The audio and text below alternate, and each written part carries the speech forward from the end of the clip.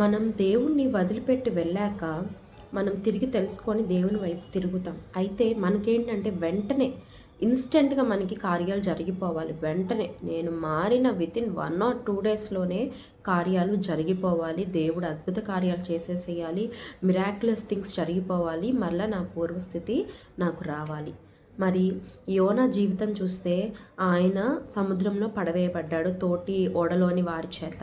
మరి దేవుడు వెంటనే ఆయన ఒడ్డుకు తీసుకొచ్చాడా? దేవుడు తలుచుకుంటే చేయగలడు. But God made him realise. ఎలా ఒక మత్స్యానికి దేవుడు ఆజ్ఞాపించాడు సో దట్ అది స్వాలో చేసింది యోనాని. మరి అది స్వాలో చేసినప్పుడు 3 days దాని కడుపులో యోనా ఉన్నాడు. మరి దేవుడు ఎందుకు నన్ను ఇలా చేశాడు? He started realising. ఏంటి నేను, ఆయన ఏం చెప్పాడు, నేనేం చేశాను, ఏం జరిగింది, నేను సముద్రంలో పడిపోవడం ఏంటి, నేను మరణ మంచుల వరకు ఇంక నేను చచ్చిపోయాను అనుకోవడం ఏంటి, ఇంతలో చేప వచ్చి నన్ను మింగడం ఏంటి, ఈ చేప కడుపులో నేను బ్రతకడం ఏంటి, దేవునికి ప్రార్థన చేయడం ఏంటి అని హోల్ ప్రాసెస్ని ఆయన రీథింక్ చేసి ఉండొచ్చు. అంతే కదా, 3 days టైం ఉన్నప్పుడు ఆయన చక్కగా దేవునికి ప్రార్థించాడు. ఇదిగో ప్రభా, నేను జలముల్లో చిక్కుకుపోయాను, అగాధంలో నేను అంధకారంలో చిక్కుకుపోయాను. But you are the only God who can నన్ను రక్షింపగలిగిన దేవుడు నీవే దేవా. You are the one who can save me అని ఆయన రియలైజ్ అయ్యాడు. మరి మనం కూడా దేవుడు మనకి టైం ఇస్తాడు. వెంటనే మనం దేవుని వైపు తిరిగిన వెంటనే మన సిచ్యువేషన్స్ అన్నీ వెంటనే ఏం మారిపోవు, ఇన్స్టెంట్గా ఏం అవ్వదు. దేవుడు మనకి టైం ఇస్తాడు. You have to rethink, you have to realise కదా.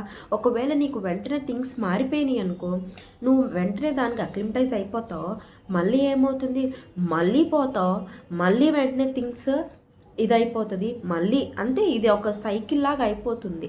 But God gave time to Yona.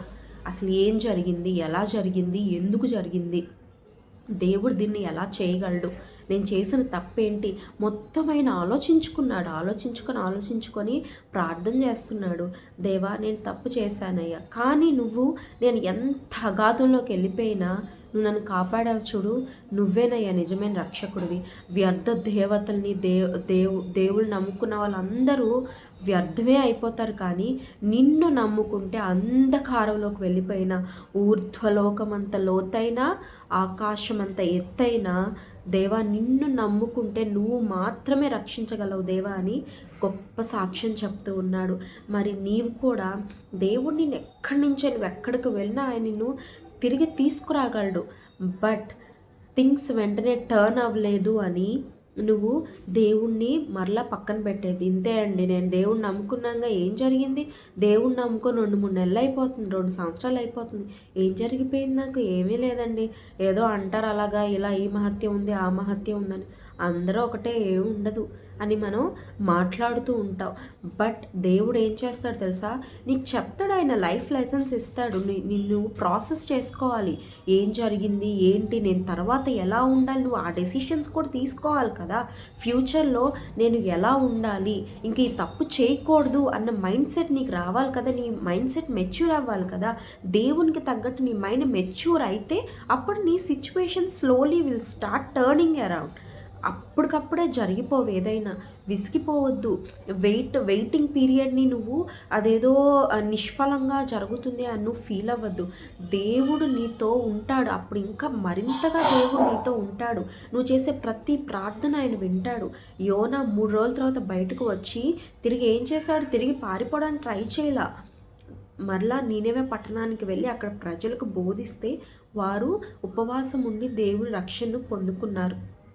So మనం ఎప్పుడైనా దేవుని వైపు తిరిగిన వెంటనే కార్యాలు జరగలేదని మరలా వెళ్ళిపోవద్దు, దేవుని మీద అపనమ్మకం పెట్టుకోవద్దు. కానీ దేవుళ్ళు ఎంత కాలమైనా నువ్వు వేచి ఉంటే దేవుడు తిరిగి నీ స్థితి నీకు ఇవ్వగలడు. ఇన్ఫ్యాక్ట్ అంతకంటే గొప్ప స్థితి దేవుడు నీకు ఇవ్వగలడు. నీకు కలిగిన అవమానం అంతా తీసివేసి 2 మేలు నీకు కలుగు చేస్తాను దేవుడు చెప్తున్నాడు. కనుక నీ సిచ్యువేషన్స్ని బట్టి నువ్వు కృంగిపోవద్దు, డిప్రెషన్లోకి వెళ్ళిపోవద్దు.